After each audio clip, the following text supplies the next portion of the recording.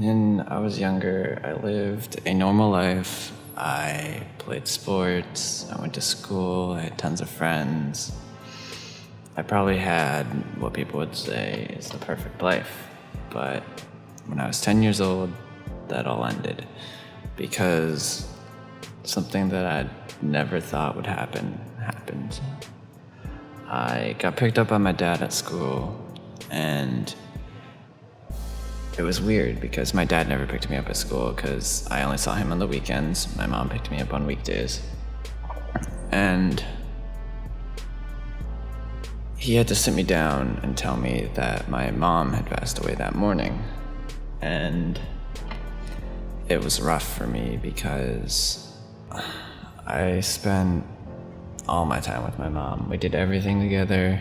She went to all my games, and I never understood how she could abandon me like that. And then after that happened, it made my dad change too. And 4 years later, he ended up moving to New York and leaving me along with that.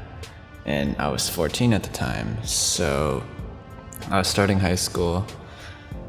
And obviously, being 14, you just became a teenager, and you have two ways you can go, and I chose the wrong way. And so my freshman year, I failed almost all my classes. I had to go to summer school. I hung out with the wrong people. I was smoking and doing all that stuff at the age of 14.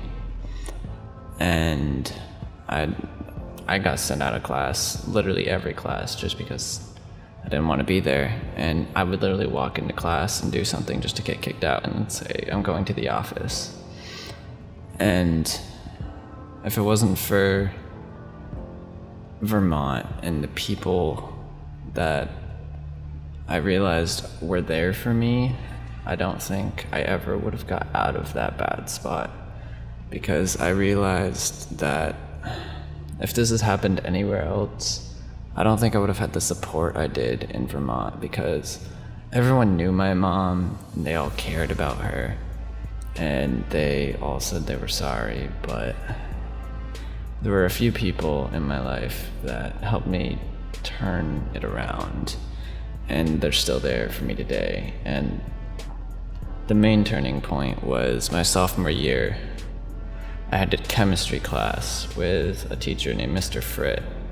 And I don't know what happened, but I got 103% in that class.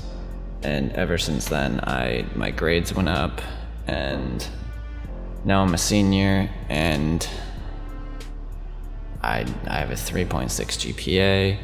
I'm doing amazing in school. Vermont is different than other states, so hiking and going on drives on dirt roads and skiing and just going on adventures that you probably couldn't do if I lived in like some city in a bigger state. I don't think I would have had the support or the people to help me through this that I did.